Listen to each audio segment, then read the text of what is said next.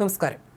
കരിപ്പൂർ വിമാന ദുരന്തത്തെ തുടർന്ന് ഏറ്റവും കൂടുതൽ ഉയർന്നു കേട്ട വാക്കുകളിലൊന്നാണ് ഹൈഡ്രോപ്ലെയിനിങ് അല്ലെങ്കിൽ അക്വാപ്ലെയിനിങ് എന്നത്. ഇതേ പ്രതിഭാസം നമ്മുടെ നിരത്തുകളിൽ നടക്കാറുണ്ട്. മഴക്കാലത്ത് നിരത്തുകളിൽ അപകടമുണ്ടാക്കുന്ന പ്രതിഭാസമാണ് അക്വാപ്ലെയിനിങ് അഥവാ ജലപാളി പ്രവർത്തനം.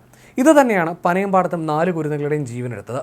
വെള്ളം കെട്ടി നിൽക്കുന്ന റോഡിലൂടെ അമിത വേഗതയിൽ പോകുമ്പോൾ ടയറിൻ്റെയും റോഡിൻ്റെയും ഇടയിൽ ജലപാളി രൂപപ്പെടുകയും ഇതേ തുടർന്ന് ടയറും റോഡും തമ്മിലുള്ള ബന്ധം നഷ്ടപ്പെടുകയും ചെയ്യുന്ന അപകടകരമായ പ്രതിഭാസമാണ് ഹൈഡ്രോപ്ലെയിനിങ് അല്ലെങ്കിൽ അക്വാപ്ലെയിനിങ്.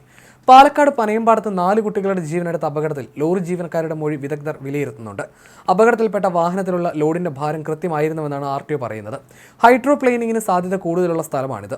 ലോഡ് ചെക്ക് ചെയ്യുമ്പോൾ അതെല്ലാം ശരിയാണ്, ഓവർലോഡില്ല, ടയറുകൾക്കും പ്രശ്നമില്ല, അധികം പഴക്കമില്ലാത്ത വണ്ടിയുമാണ്. മുമ്പ് ഇവിടെ അപകടം നടന്നതിനാൽ IIT പഠന റിപ്പോർട്ട് വാങ്ങിയിരുന്നു. ഇക്കാര്യം ചർച്ച ചെയ്ത് പനയമ്പാടത്തെ അപകട മേഖലയിലെ പ്രശ്നം പരിഹരിക്കാനുള്ള നടപടി സ്വീകരിച്ചു വരികയായിരുന്നു. ഇതിനിടയിലാണ് ഇപ്പോൾ ദൗർഭാഗ്യകരമായ അപകടമുണ്ടായതെന്ന് RTO പറയുന്നു. മറ്റൊരു വാഹനത്തിന് സൈഡ് കൊടുത്തപ്പോൾ ബ്രേക്ക് ചവിട്ടിയെങ്കിലും വാഹനം നിയന്ത്രിക്കാനായില്ലെന്നാണ് മറിഞ്ഞ ലോറിയുടെ ഡ്രൈവറുടെ മൊഴി. റോഡിൽ തെന്നലുണ്ടായിരുന്നു. ചാറ്റൽ മഴയും റോഡിലെ തെന്നലും കാരണം വാഹനം നിയന്ത്രിക്കാനായില്ലെന്നാണ് ഡ്രൈവർ പറയുന്നത്. അപകട കാരണം മറ്റൊരു ലോറി ഇടിച്ചതാണെന്നാണ് പോലീസ് പറയുന്നത്. പാലക്കാട്ടേക്ക് പോവുകയായിരുന്ന ലോറി സിമന്റ് ലോറിയിൽ ഇടിച്ചു. ഇതോടെ നിയന്ത്രണം വിട്ട ലോറി മറിയുകയായിരുന്നു. ഹൈഡ്രോപ്ലെയിനിങ് എന്ന സാങ്കേതികത്വം ഇവിടെയും ഉണ്ടായി എന്നാണ് പ്രാഥമിക വിലയിരുത്തൽ. അങ്ങനെ ടയറിൻ്റെയും റോഡിൻ്റെയും ബന്ധം വിച്ഛേദിക്കുന്ന അത്യന്തം അപകടകരമായ പ്രതിഭാസമാണ് ഹൈഡ്രോപ്ലെയിനിങ് അഥവാ അക്വാപ്ലെയിനിങ്.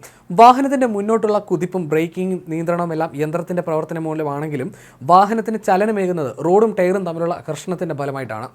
വെള്ളം കെട്ടി നിൽക്കുന്ന റോഡിൽ വേഗത്തിൽ വാഹനം ഓടിക്കുമ്പോൾ ടയറിൻ്റെ പമ്പിംഗ് ആക്ഷൻ മൂലം ടയറിലെ താഴ്ഭാഗത്തായി ഒരു പാളി രൂപപ്പെടും. സാധാരണഗതിയിൽ റോഡിലെ ജലം ടയറിലെ ത്രെഡുകളിൽ നൽകിയിട്ടുള്ള ചാലുകളിലൂടെ പമ്പ് ചെയ്ത് കളഞ്ഞ് ടയറും റോഡും തമ്മിലുള്ള കോൺടാക്റ്റ് നിലനിർത്തും. എന്നാൽ ടയറിൻ്റെ വേഗത കൂടുമ്പോൾ പമ്പ് ചെയ്യുന്ന വെള്ളത്തിൻ്റെ അളവ് കുറയുകയും ഈ വെള്ളം ടയറിൻ്റെയും റോഡിൻ്റെയും ഇടയിൽ നിൽക്കുകയും ചെയ്യും. ഇതിനെ തുടർന്ന് വാഹനത്തിൻ്റെ നിയന്ത്രണം നഷ്ടപ്പെടും.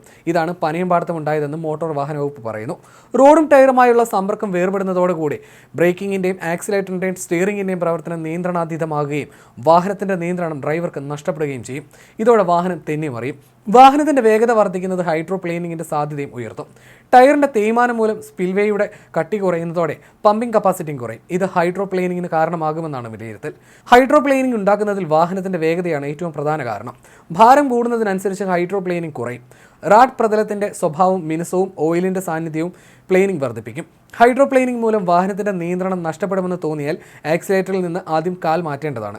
സഡൻ ബ്രേക്ക് ചെയ്യാതിരിക്കാൻ ശ്രദ്ധിക്കണം. ഇതിനൊപ്പം സ്റ്റിയറിംഗിൻ്റെ പ്രവർത്തനവും നിയന്ത്രണത്തിലാക്കണം. ഹൈഡ്രോപ്ലെയിനിങ് തടയാൻ ഏറ്റവും പ്രധാനമായി ശ്രദ്ധിക്കേണ്ടത് വെള്ളം കെട്ടി നിൽക്കുന്ന റോഡിലൂടെ വേഗത നിയന്ത്രിച്ചു പോകുക എന്നതാണ്.